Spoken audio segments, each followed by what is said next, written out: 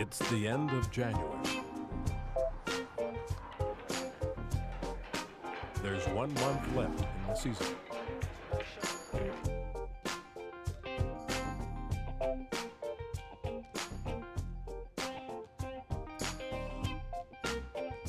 Tonight, the team plays arch-rival Sheridan College from nearby Oakville, Ontario. A win will guarantee them a spot in the playoffs. Before the game, the team will watch some videotape from their last game against Sheridan. Coach Cates has assistant coach Tally Ndongo prepare the videotape. And maybe Dave will be here by then. We're showing this at 6, right? We're showing this at 6:30. 6:30. So why don't you and I? We'll go over it before. Yeah. You know what we're stressing for tonight's game? Yeah, that's what I figured I would start with, where we have the defense on the sideline and we keep them to one side. Okay. And then the last two will be the first 2 plays of the game, where we had quick ball movement. We went in, out, score. All right, thanks. Okay? Yeah. See you later. Tally is 24 years old. In addition to being a coach, she's a second-year journalism student at Humber and editor of the school's business magazine. Somebody else at Certicom has to know who Certicom's clients are, right? That's true. That's true. Good. Okay. But 2 years ago, she graduated with a degree in English literature from the University of Ottawa, where she played on the women's team for 3 years. Tally was hoping to play at Humber, but the day before the first game, she found out that she wasn't eligible because of a technicality. I remember the first time I watched the girls play without me. I was crying because it was so painful to think, I'm not gonna wear a uniform anymore. I'm not gonna, I'm not gonna wrap my arms with anybody anymore after something good happens, or to cheer, or. Coach Cates needed another assistant coach, someone who could work with the players before and after practice to help them develop their individual skills. He had seen Tally around the gym and thought she'd be right for the job. We got to talking, and I noticed that she seemed to have a real love for the game and some knowledge. On moves like that, if you stop yourself before you fade, you can give them an up fake and step underneath them. She really seemed to understand the fundamentals of the game. Now you brought him where he has to stand straight up. He has no angle. Tally became only the second woman coaching men's college basketball in Canada. We weren't too sure how it was gonna all pan out in terms of if, my peers, male peers, would accept me as a coach. At first, when I saw her, we had a scrimmage, and I thought she was like the ball girl or something. I thought she was gonna be like, the manager. When Coach Cates came back from the Olympics, and he introduced her as the assistant, I was like, oh man. People were probably wondering if they're gonna really listen to her, or does she really know her stuff? Questions like that. Is she gonna be able to stick it out for a year? Does she really actually know what she's gonna be telling us? Gaining respect for her basketball savvy wasn't the only challenge Tally would face. She would have to deal with being the only woman in an all-male environment. They make comments about women that are around, or they talk about their, sexual adventures, or, Yo, hold on, wait. Is she come from Edmonton? Yeah. That's fire, yo. Did I want to see her? Hell no. But I don't really address all of that. It's not my responsibility to teach them about sexism. My whole focus was to try to gain their trust so that they could accept criticism from me, so that they could actually respond to me. At times, Tally didn't know if she was up to the challenge. It's been hard some days where maybe my reaction to players' behaviors or how they react to me, my assessment of that, comes down to, okay, they don't respect me, or they don't listen to me, or they don't like me, or something like that. And so when I feel, on days like that where I feel that way, then I start to think, well, is this worthwhile? Like, I tried to let her know that in the end, she can overcome all that by just doing her job. That's the way you get out of that. You do your job. Off your palm, it's on your palm a little bit. The bottom line was whether Tally could help the players get better. Let's go, finish. Early in the season, she started working with a couple of the players and proved that she knew her stuff. There it is, money. I should keep my shot consistent. Last year, my shot would just come and go. You know, she kind of encourages me, tell me what's wrong, that I'm shooting it off my palm. I need to get my knees, my legs more into my shot. Actually, when she's not here, I kind of miss it. Gaining their respect and with them seeing improvements in their game due to the work that they were doing with me, I think that kind of opened up the eyes of some other players. Well, at first, I didn't really think she could help me with anything. But then when I did need someone there to my individual workouts and she was there, you know, for me, she talks to you when you're shooting, tells you things that you need to work on, little things that you're not doing. And I found that she's very helpful. She knows a lot. For a girl, I don't want to say that because that's sexist, but she does know a lot for a girl, and, you know, it's been real good. It's been profitable, you know, working with her. She's really helped my game, and that's what I want to do. I want to improve. 90 minutes before the game with Sheridan, Tally runs through the game plan with Dexter Miller. Again, this one, so we get guards rebounding, and all we get is swing, swing, boom. It's baseline shooters. You're in rhythm, shoot it, because we're going to be crashing the whole night. Right, and we get good things, exactly. And that's the kind of stuff that we need to get tonight.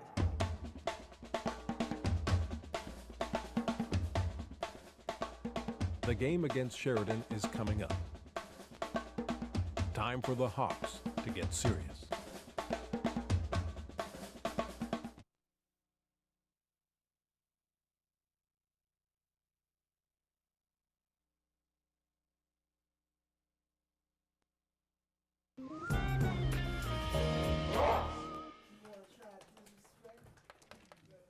A win tonight against Sheridan will guarantee the Hawks a spot in the playoffs. A loss will throw them into a three-way race for 2 playoff spots. And I'm telling you, this game really solidifies. If we win tonight, we have a bye that's big. That is big, okay? I'm thinking down the road here. Otherwise, we got our work cut out for us. 1, 2, 3, Hawks!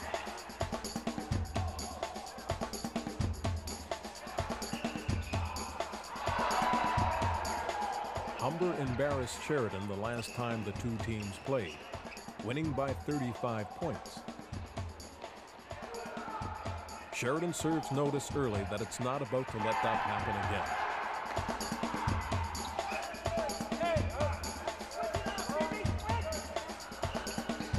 again. Midway through the first half, Sheridan takes a 6-point lead. First of all, we got to rebound. Nobody stands out there. Get it over quicker, okay? It's too much same side stuff. We get caught doing that too much. Let's go. Reverse the ball and rebound.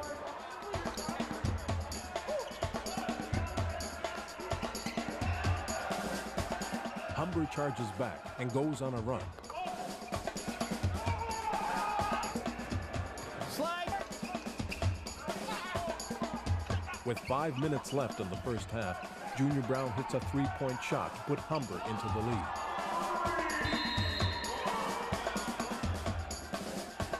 With time winding down, Junior scores again on a tough drive to extend the lead to 4 points. But with 1 second left in the half and Sheridan in no position to score, Jeremy Walters commits a senseless foul.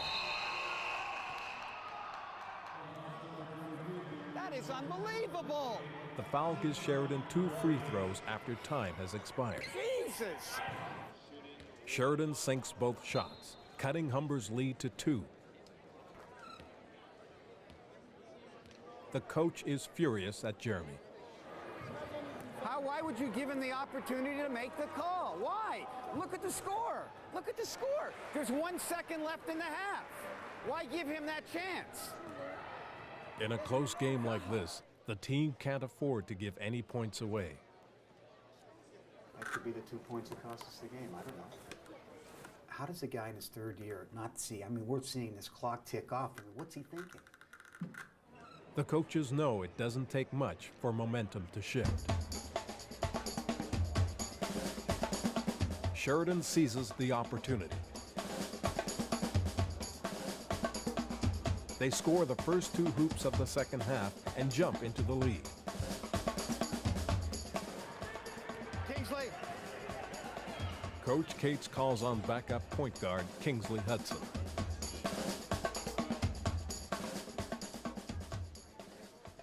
Like Junior Brown and Fitzroy Woolery, Kingsley got to realize his dream of playing college ball in the States. Well, I wouldn't go to the States because I was a basketball fanatic, so America's where it's at. So my goal was directly just get out of high school, see if I can get a 4-year scholarship, but eventually I got a 2-year scholarship. Kingsley's scholarship took him to a junior college in Florida. Going to the Sunshine State was an added bonus.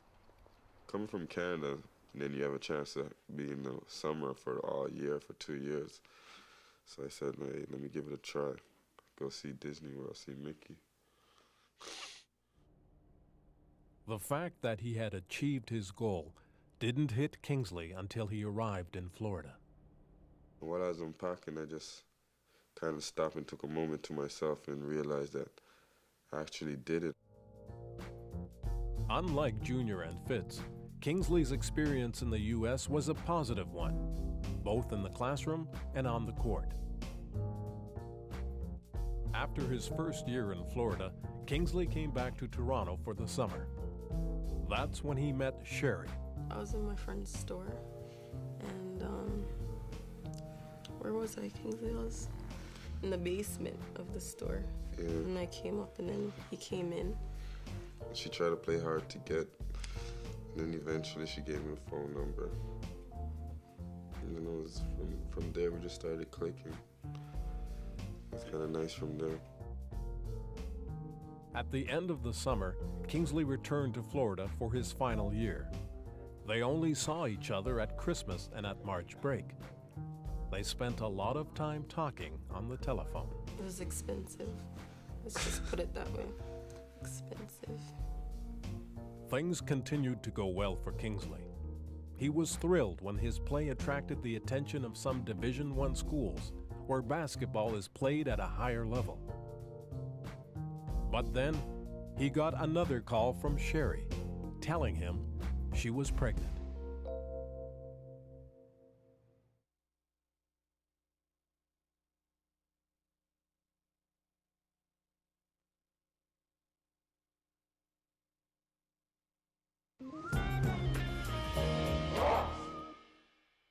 Kingsley was in his final semester in Florida when Sherry called from Toronto to tell him she was pregnant.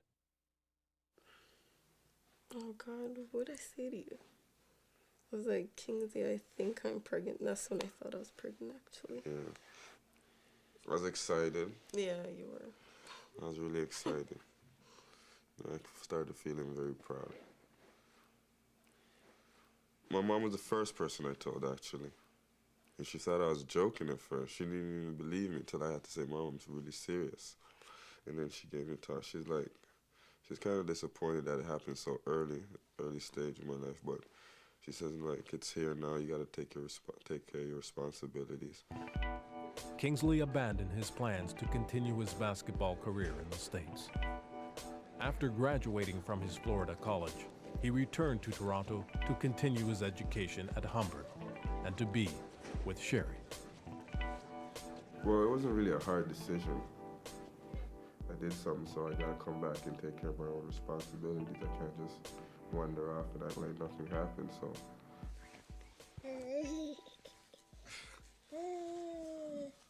Kason Hudson was born on December 23, 1999. When he came out and I first held him in my hands, it just felt like my whole body felt different. When I first held him, I know it's like I felt like I wanted to cry. It's like an unbelievable feeling, like, I can't believe this is actually my son. Sherry is a first-year nursing student at Humber. She and Kingsley plan to live together after they finish school. Right now, she and Kaysen live with her mother and sister. Kingsley lives with his family a few minutes away. The young couple wouldn't be able to make ends meet without a lot of help from their families. We're kind of really lucky to have such good parents. Because her mom wants to see her graduate, and my parents want to see me graduate. So they're willing to help us out as long as we're in school. Kingsley and Sherry have to juggle their parental responsibilities with their studies. From Mondays to Wednesdays, like I have like a 9 o'clock class, right? So I have to get up at 7:30, get Kaysen ready, get his bottles ready, take him to the daycare, and then go to school. And then on Thursdays and Fridays, he's Kingsley's responsibility, so. Ready? It's not something like really to play with. It's not like a temporary thing. It's a permanent thing, taking care of a child. It's gonna be in your life for the rest of your life. Watch the sewer. Come. You gotta sacrifice a lot of time.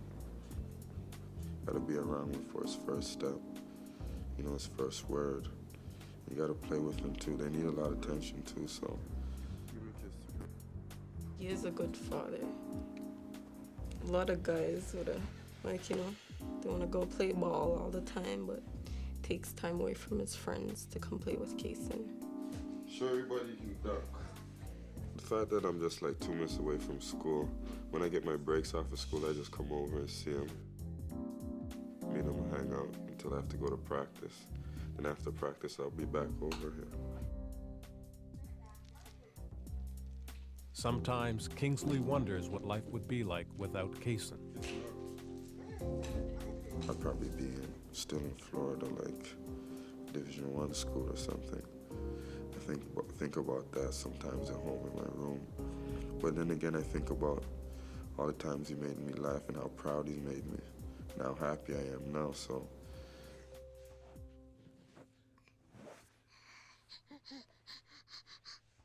You know, a lot of girls who got pregnant and the guys just ran off, like, you know, but he's cool. Nope, I'm here to the end. Hopefully.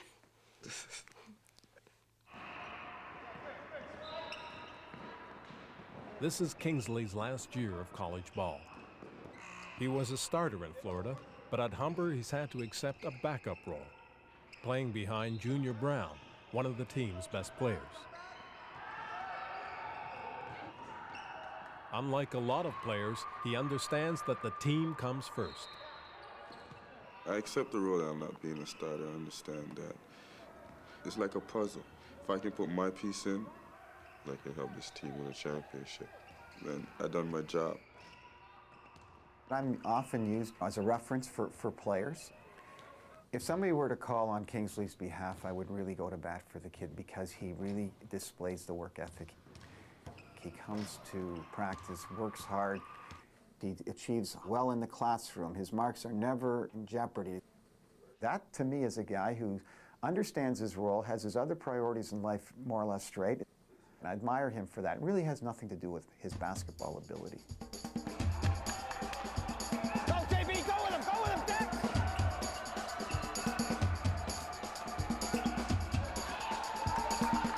Midway through the second half, Humber has a slim 5-point lead. Rupert! Okay, let's go. The coach goes to the bench to get some fresh legs into the game.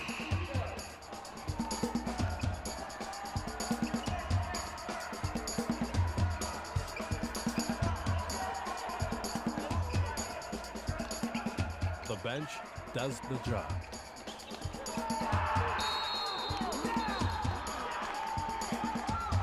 With 5 minutes to go in the game, the Hawks lead by 17.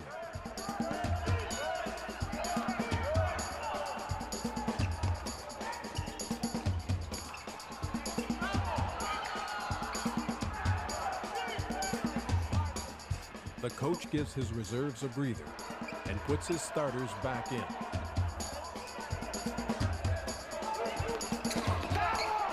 What are you calling? Where are you tonight? Sheridan launches a furious comeback.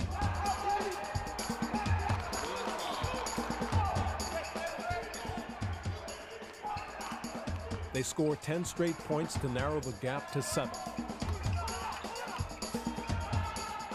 And put Humber's playoff hopes on hold.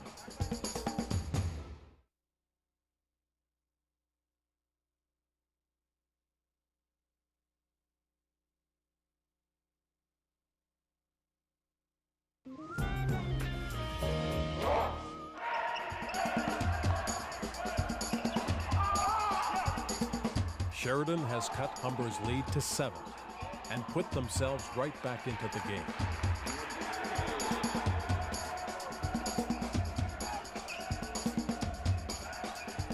With just over a minute remaining, Humber misses a key shot. Sheridan comes down with the rebound. Don't get beat off the dribble, let's go! They push the ball up the court. A basket will put them within striking distance.